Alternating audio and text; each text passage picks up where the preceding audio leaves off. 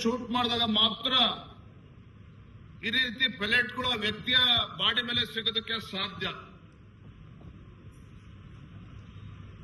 ನೀವೇನ್ ಎಕ್ಸ್ಪರ್ಟ್ ವಿಜೇಂದ್ರ ಅವರೇ, ನೀವ್ಯಾಕೆ ಇದನ್ನೆಲ್ಲ ಹೇಳ್ತಾ ಇದ್ದೀರಿ?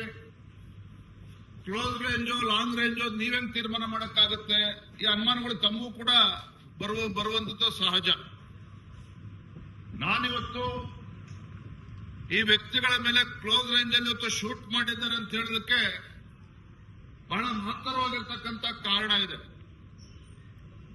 ಕಾರಣ ಏನಪ್ಪಾ ಅಂತ ಹೇಳಿದ್ರೆ,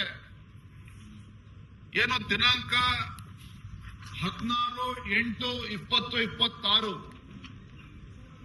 16/8/2026 ಏನು ಈ ದಿನಾಂಕ ಅಂತ ಹೇಳಿದ್ರೆ ಪೋಸ್ಟ್ ಮಾರ್ಟಮ್ ಬಂದಿರತಕ್ಕಂತ ದಿನಾಂಕ, ಪೋಸ್ಟ್ ಮಾರ್ಟಮ್ ಆಸ್ಪತ್ರೆಯಿಂದ ಕೊಟ್ಟಿರ್ತಕ್ಕಂಥ ರಿಪೋರ್ಟ್ ದಿನಾಂಕನ ನಾ ಹೇಳ್ತಾ ಇದ್ದೇನೆ. ಯಾಕೆ ಪೋಸ್ಟ್ ಮಾರ್ಟಮ್ ರಿಪೋರ್ಟ್ ಬಹಳ ಇಂಪಾರ್ಟೆಂಟ್? ಯಾಕೆ ರಾಜ್ಯ ಸರ್ಕಾರ ಪೋಸ್ಟ್ ಮಾರ್ಟಮ್ ರಿಪೋರ್ಟ್ 16/8/2026 ಬಂದರೂ ಸಹ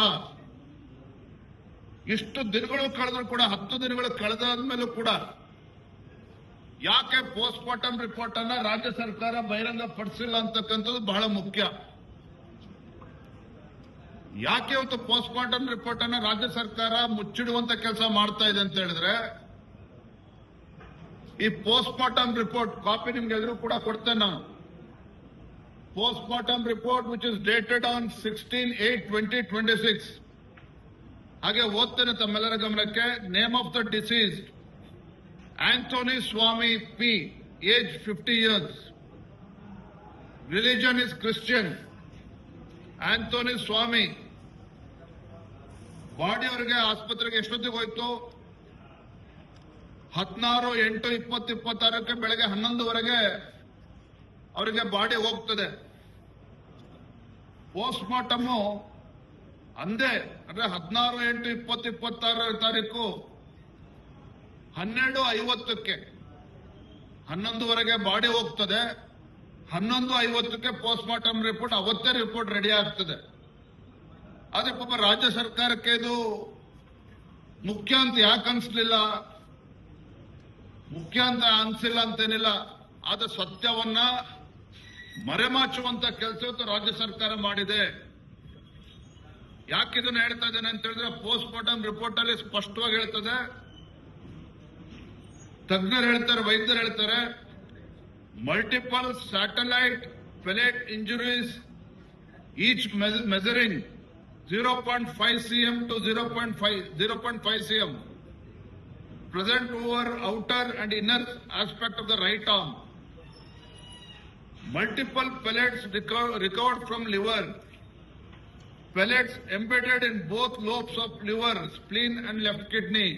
ಯಾಕಿದನ್ನು ಉಲ್ಲೇಖ ಮಾಡ್ತಿದ್ದೇನೆ ಅಂತ ಹೇಳಿದ್ರೆ,